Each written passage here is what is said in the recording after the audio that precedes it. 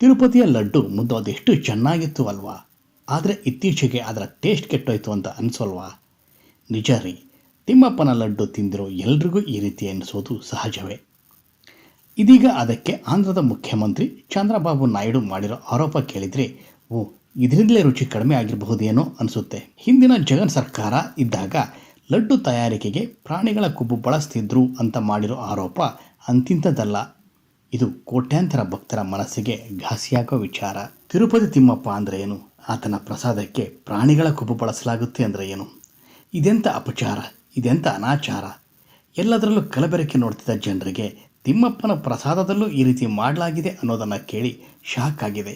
ಅಷ್ಟಕ್ಕೂ ಈ ಒಂದು ಮಾತನ್ನು ಯಾರೋ ದಾರಿಯಲ್ಲಿ ಹೋಗೋರು ಹೇಳಿದರೆ ನೆಗ್ಲೆಕ್ಟ್ ಮಾಡ್ಬೋದಿತ್ತು.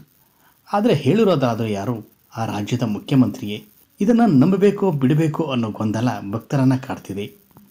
ಹಿಂದಿನ ವೈಎಸ್ ಜಗನ್ರಾವ್ ರೆಡ್ಡಿ ನೇತೃತ್ವದ ವೈಎಸ್ಆರ್ ಸರ್ಕಾರದ ಬಗ್ಗೆ ಈ ಹಿಂದೆ ಹಲವಾರು ಆರೋಪಗಳು ಕೇಳಿಬಂದಿದ್ದವು. ಈ ಬಾರಿ ಸ್ವತಃ ಮುಖ್ಯಮಂತ್ರಿ ಎನ್ ಚಂದ್ರಬಾಬು ನಾಯ್ಡು ಅವರೇ ಹೊಸದಾದ ಆಪಾದನೆಯನ್ನು ಮಾಡಿದ್ದಾರೆ. ಹಿಂದಿನ ಸರ್ಕಾರದ ಅವಧಿಯಲ್ಲಿ ತಿರುಪತಿಯ ಲಡ್ಡು ಪ್ರಸಾದದಲ್ಲಿ ತುಪ್ಪದ ಬದಲು ಪ್ರಾಣಿಗಳ ಕೊಬ್ಬನ್ನು ಬಳಸ್ತಿದ್ರು ಅನ್ನೋದು ಭಾರಿ ಸಂಚಲನ ಸೃಷ್ಟಿಸುವ ಹೇಳಿಕೆ. ಇದನ್ನು ಕೇಳಿದ್ದೆ ತಿಮ್ಮಪ್ಪನ ಭಕ್ತರು ಕೆನ್ನೆಗೆ ಹೊಡ್ಕೋತಿದ್ದಾರೆ. ತಿರುಮಲ ಪ್ರಸಾದದ ಕುರಿತು ಸಿಎಂ ಚಂದ್ರಬಾಬು ನಾಯ್ಡು ಹೇಳಿಕೆಯನ್ನು ವೈಎಸ್ಆರ್ಸಿ ರಾಜ್ಯಸಭಾ ಸದಸ್ಯ ವೈ.ವಿ. ಸುಬ್ಬಾರೆಡ್ಡಿ ಖಂಡಿಸಿದ್ದಾರೆ. ಚಂದ್ರಬಾಬು ನಾಯ್ಡು ಅವರು ತಿರುಮಲದ ಪಾವಿತ್ರ್ಯತೆಯನ್ನು ಹಾಳು ಮಾಡಿದ್ದಾರೆ. ಕೋಟ್ಯಾಂತರ ಹಿಂದೂಗಳ ನಂಬಿಕೆ ತಿರುಮಲ ಪ್ರಸಾದದ ಬಗ್ಗೆ ಅವರ ಹೇಳಿಕೆಗಳು ಅತ್ಯಂತ ದುರುದ್ದೇಶಪೂರಿತವಾಗಿದೆ ಎಂದಿದ್ದಾರೆ. ಯಾವುದೇ ವ್ಯಕ್ತಿ ಅಂತಹ ಮಾತುಗಳನ್ನು ಆಡುವುದಿಲ್ಲ, ಅಂತಹ ಆರೋಪಗಳನ್ನು ಮಾಡುವುದಿಲ್ಲ. ರಾಜಕೀಯ ಲಾಭಕ್ಕಾಗಿ ಚಂದ್ರಬಾಬು ನಾಯ್ಡು ಯಾವುದೇ ಹಂತಕ್ಕೂ ಇಳಿಯುತ್ತಾರೆ ಅನ್ನೋದನ್ನು ಮತ್ತೊಮ್ಮೆ ಸಾಬೀತುಪಡಿಸಿದ್ದಾರೆ ಎಂದಿದ್ದಾರೆ.